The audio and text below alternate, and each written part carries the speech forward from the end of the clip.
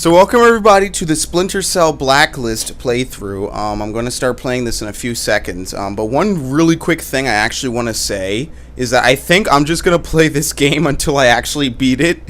And then before going back to XCOM and swapping discs in and out of my Xbox. Just because of the fact that I was so scared trying to remove the disc from the stupid case because it's one of those 2-disc cases.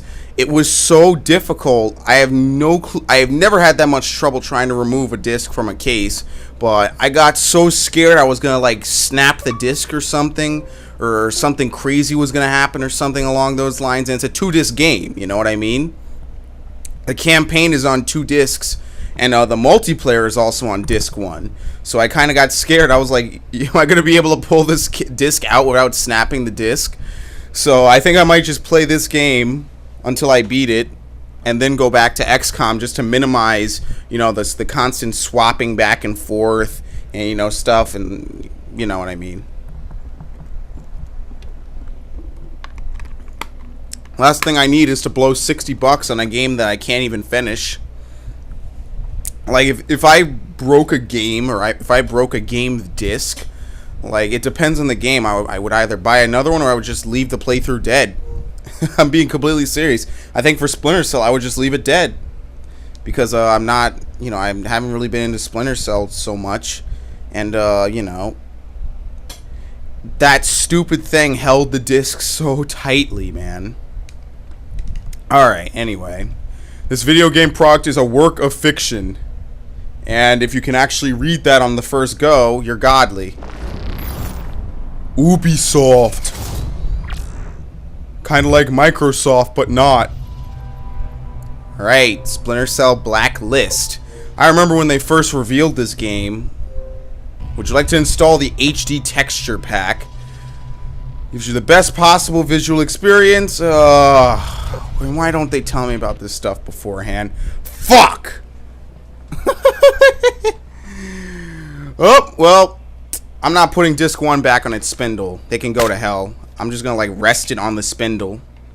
Like disc 2, I just pulled disc 2 out and I had no problem. Disc 1, like to pull it off the spindle is retardedly hard. So I'm gonna put disc 1 on disc 2 spindle while I put disc 2 in. Oh, and I almost broke the tray for my X. This is already off to a bad start. I don't know. I'm not liking where this is going. I slapped the tray for my Xbox. That's not good, because if I break that, then I'm not playing anything. Alright, whatever. So already, I've almost broken about $500 worth of equipment in less than 5 minutes. I think I'm trying to break my own personal record. Alright, so just like Ghost Recon and just like Battlefield, it's time to install another unnecessary HD texture pack, which probably won't make much of a difference anyway. Because, you know, most games typically don't have amazing, orgasmic fucking graphics. Like, games don't do that. That's too much work for the developers. They just want to cash in. So, in any event, besides, you already know I'm not that big of an HD fan or of any kind of graphics or 1080p or 2160p or any of this P. I don't know anything. I don't care. Well, I do know about it. I just don't care about it a lot. To me, 360p is fine. Like, I don't, like, let's face it, 360p. Okay, yeah, you get double the lines, which I can understand. You know, double the lines is double the video quality, but you know, still. 360p and then 480p. And I never found out how to actually render in 480p. I only found out how to do 360 and 720p. So, isn't this an amazing screen? I'm not even sure what the hell it is. It looks like some guy's shoulder holding an assault rifle. And it's apparently a Tom Clancy game. As though there aren't like 5 or 6 different, you know, series with that name in front of it. What was it? Ghost Recon, Hawks, Splinter Cell, and one more I don't remember. Rainbow Six. Rainbow Six Patriots actually got pushed back, unfortunately. But that, you know what? That's good, because that gives me more time to replenish my cash fund. So you know what? I'm fine with it getting pushed back. Good riddance. Let's getting pushed back to next gen. So I'm cool with that. I don't mind stuff getting delayed, you know, as long as there's a steady stream of games, unlike what's happening this month, where everything is like coming out. Everything is coming out within like a week of each other, so it's kind of like a waste, you know. Like, no way I can play fucking 5-6 games in 1 week. Really, it's really lame. It should space some of this stuff out. I mean, like, there was nothing that came out in July. Like, look at The Last of Us. The Last of Us completely dominated June because, you know, it was so overly hyped. And, you know, not to say it didn't deserve it. But, like, it was well done. And, you know, it completely dominated. And it was a PS3 exclusive, too. Unfortunately, here we go. Now, you know, now we're getting into the fourth quarter. The third quarter's about halfway over.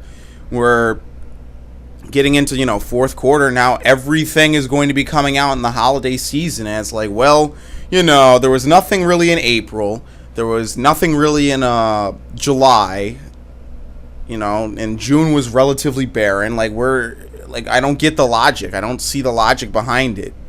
You know what I mean? Like, if you want your game to do well, you know, release it during a time when, you know, I guess when people will buy it. So it really depends on the game. But let's face it, why the fuck are you going to try and compete with Battlefield, with Grand Theft Auto, and with Call of Duty? Why would you release anything that time of the year? You're just going to get completely overwhelmed and knocked the fuck away because, you know, Call of Duty is a powerhouse.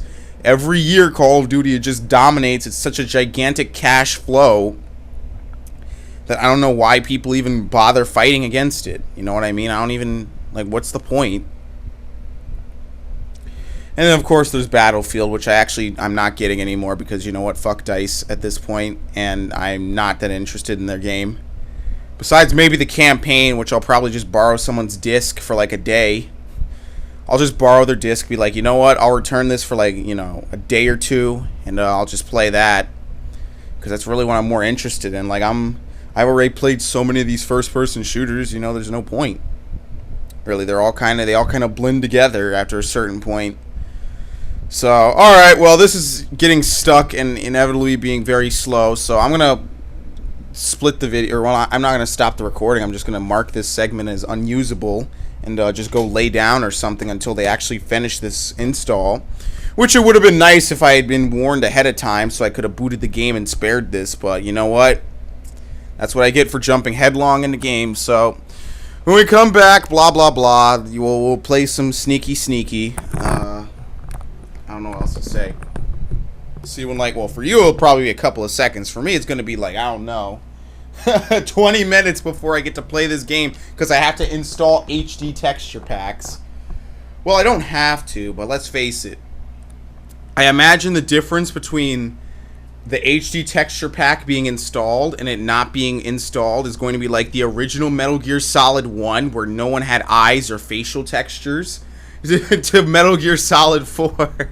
So I'm just gonna, like, I'll just suck it up, split the video, and when we come back, we'll actually get to play some fucking sneaky, which you know I suck at anyway. I'm horrible at stealth games, along with sports and fighting games, so regardless of that. Ooh, it just moved. I can actually see, like, little pixels on the bar. Oh, no, wait, that's my TV screen. What am I saying? Alright, enough of this.